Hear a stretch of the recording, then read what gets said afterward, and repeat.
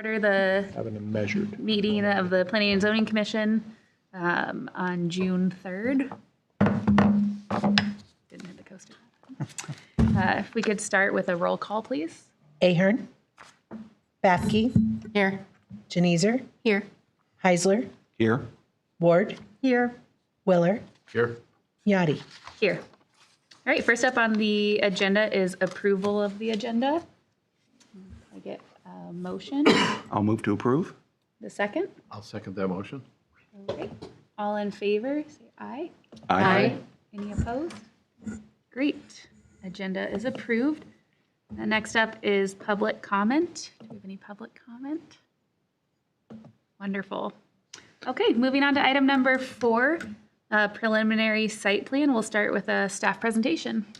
Okay, thank you. This is a preliminary site plan for a 1,000 square foot commercial building with 2 drive-throughs and related infrastructure. It's located in between Ranchow Way and Jordan and on the north side of Sarah Court. It's on 0.73 acres. Property is zoned C2, which is our highway commercial district. Future land use map designation is urban high intensity, so zoning is consistent with the future land use. So this is certainly an allowable use. Pretty straightforward site plan. We met the applicants. They came in and had a good group just to come in and understand our process and look for guidance, which we always appreciate, and then subsequently submitted a preliminary site plan. I think it would be kind of similar to what you see for the Scooters Coffee Shop. I think I'll let the applicant kind of describe the nature of the business, but primarily it caters to drive-through businesses, but they do have an outdoor seating area with a connection to the public sidewalk that we appreciate. We are working on plans. We had a 25% meeting today for the last phase of Ranchow Way. We anticipate that this will be constructed first. So they do have a connection coming off of Sarah Court. But finally, when that road is nice, it'll be good. And I think this is actually a good location for the business. But 2 drive-throughs, which is pretty interesting. I don't think I've seen that before. And then here's just kind of a rendering of what the building looks like. Again, high amount of masonry, which we talked about when we met, the 60%. And I actually kind of like their logo. I understand there's this business in Iowa City already. But we have one finding which achieves consistency with our approval standards, and we recommend that you accept that listed finding and forward the request to City Council with a recommendation for approval. Thank you. Great. Do we have an applicant presentation? Yeah, I'll talk about it for a little bit.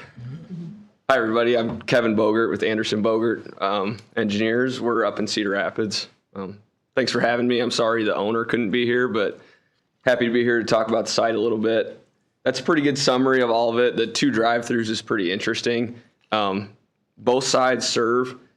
First of all, Hyper Energy Bar. The first thing I thought of was like a granola bar, but it's like a smoothie, more like a smoothie coffee mixer where you walk up, get a drink bar. But that's what it is an energy bar. So it's coffee infused drinks where they're mixing it.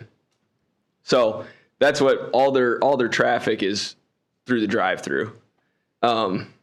They have 7 locations, one mentioned in Iowa City. Most of the rest of them are over in Des Moines, and they're doing really well. So they're super excited about getting another one on this side of the state and hopefully more through the corridor.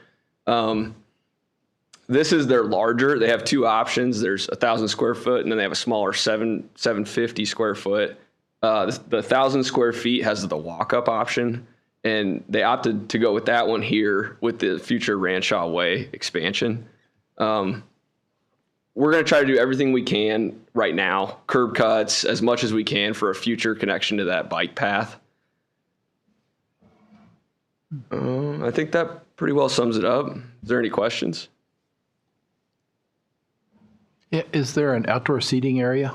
There's going to be like a picnic table. There's not a ton of room for an outdoor seating. But, you know, This area, yeah. Dave. Okay.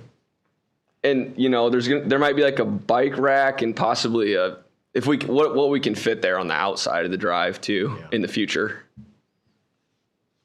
Okay, thanks. Great. Yep. All right, Thank you. All right. Any public comment? Perfect. Yeah. Any other questions and comments? No, I don't have any. Okay, if there's no other questions and comments, I'll entertain a motion. Okay, I move that the Planning Commission accept the listed finding and forward the preliminary site plan to the City Council with recommendation for approval. Do we have a second? I'll second. Okay, and can we have a vote, please? Janezer, Aye. Bathke, Aye. Willer, Aye. Heisler, Aye. Yadi, Aye. Ward. Aye. All right, great. Moving on to item number 5, which is a zoning code ordinance. We'll start with a staff presentation. Okay, so the state amended state law to require cities cannot prohibit accessory dwelling units. So I know we talked about this at one time. City council decided they didn't want to move forward. Also included in some of the state mandates was the allowance that our cities couldn't prohibit the use of fireworks on certain days. We're not considering fireworks, but I can't pass up an opportunity to put a Joe Dirt, a little cartoon on there. So I know. I'm sorry. I couldn't resist. So mainly it just we define accessory dwelling units. We changed it from the original iteration. It's similar in location. It goes in the use table, and then we have a defined use and use standards. Those use standards are pared down a little bit just because we have limitations on what we can and cannot regulate. We did the best we could with it. Some of the written language that the state has is a little unclear, so we try to do the best that we could. We really, if you're doing a detached accessory building, we didn't want it to be combined with any other structure because the code language wasn't very clear. You can have 50% the size of the living area of your house. So if you combine that with other structures, does that mean you get that 50% plus, whatever the detached garage space? And that was, to us, that already the allowance is pretty big. And so we decided to just say, okay, that there's nothing in the state code that says we couldn't do that. So we just said, you can have an accessory dwelling unit. It's just got to be a standalone structure. We also updated the accessory building section to say, if you have a detached accessory structure, you also can't have like another detached accessory structure for a garage. So that's already a limitation in there. You can only have one of those buildings, so it just didn't make sense to have two. It really starts to just affect the scale of your property. And the code doesn't, the state rate law doesn't matter what size lot you are. It just says you're allowed to have these. And then we just did a few other tweaks in there. I think I changed the amount of time required to have a good neighbor meeting from 14 to 12, just to give a little bit more flexibility. Sometimes we have staffing conflicts on that Tuesday. I'd love to have it on a Thursday and figured that's not really much of a change. So those are really the changes, and we just want to get that in front of council. The state law changes on July 1st, so hopefully we can get that done before then. So that was really the goal. We do have one finding that achieves consistency with approval standards, and we recommend that you accept that listed finding and forward the ordinance amendment to City Council with a recommendation for approval. And Grant, I don't know if you have anything to add. Not a thing. Thanks. Great. Any public comment? Wonderful. Any other questions and comments? No, not for me. Okay, if there's no questions, I'll entertain a motion. I'll move that the Planning Commission accept the listed finding and forward the ordinance amendment to City Council with a recommendation for approval. Thank you. Do we have a second? I'll second that motion. Okay, can we have a roll call vote, please? Yadi, Aye. Bathke. Aye. Heisler, Aye. Willer, Aye. Ward, Aye. Janezer. Aye. Great. Moving on, item number 6, approval of previous minutes. I'd take a motion to approve.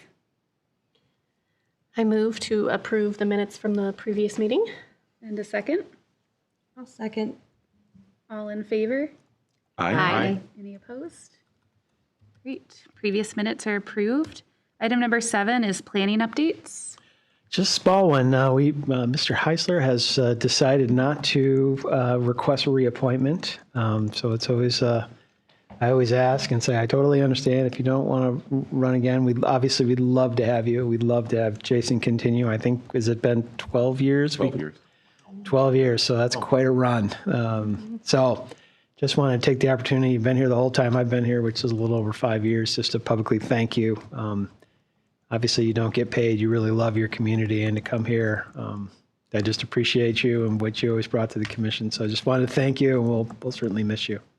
Thank you. Okay, anything else?